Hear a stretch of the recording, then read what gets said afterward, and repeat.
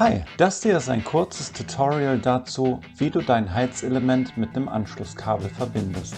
Im Lieferumfang für dein Bausystem enthalten ist dazu so ein 3 Meter langes Kabel.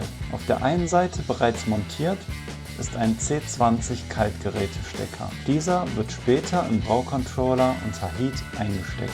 Auf der anderen Seite des Kabels sind 3 Kabelenden mit vormontierten Ringkabelschuhen.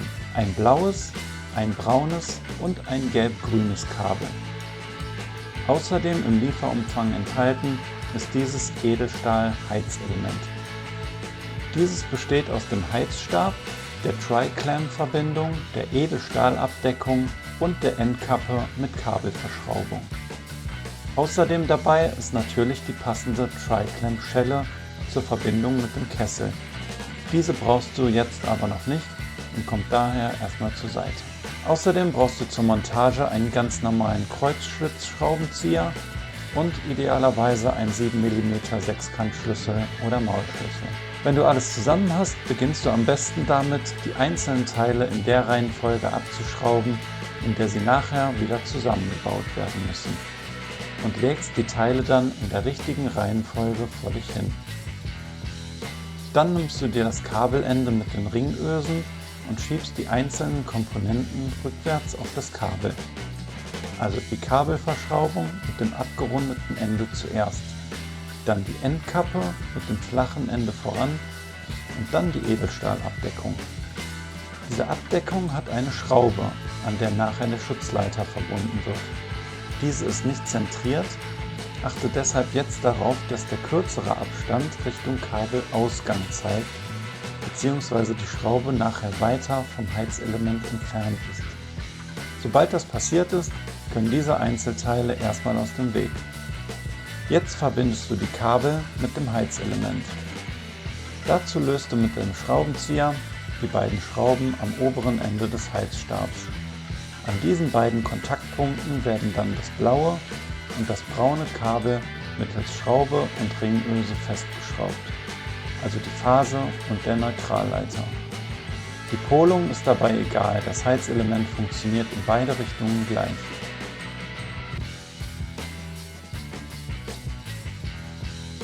Wenn die Ringöse festgeschraubt ist, biege ich die Öse noch so, dass das Kabel anschließend im 90°-Winkel vom Heizelement wegläuft.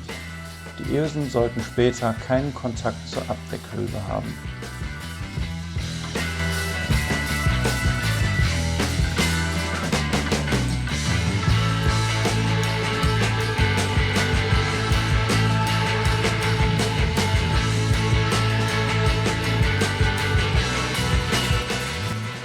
Der gelbe Schutzleiter kann erstmal zur Seite, diesem widmen wir uns gleich noch.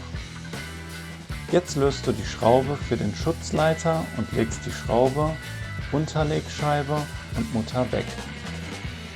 Dann kannst du die Abdeckung über die Verbindung schieben und am Heizelement festschrauben.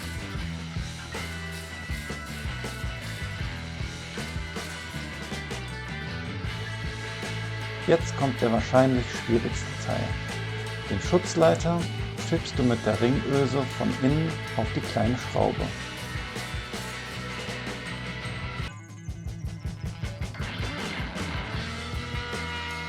Dann kannst du noch die Unterlegscheibe und die Mutter von innen aufschrauben. Anschließend wird alles mit dem Steckschlüssel handfest gezogen.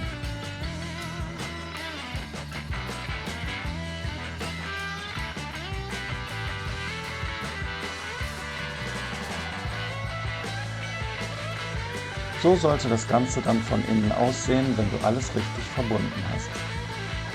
Zum Schluss kommt dann noch die Endkappe und die Kabelverschraubung, die wir ja vorher schon aufgefädelt hatten, wieder zum Einsatz. Beides wird mit der Hand festgeschraubt. Bei der Kabelverschraubung schiebe ich das Kabel immer noch ein Stückchen zurück in die Öffnung, sodass innen kein Zug auf den Verbindungen bestehen bleibt, sondern etwas Spiel ist. Natürlich zu guter Letzt auch die Tri-Clamp-Dichtung nicht vergessen und bei der Montage des Heizelements später im Kessel darauf achten, dass die außenliegende Schraube nach unten zeigt, da diese nicht wasserdicht ist und so keine Feuchtigkeit eindringen kann, wenn mal was daneben geht. Und voilà, fertig ist das Heizelement. Herzlichen Glückwunsch und viel Spaß damit!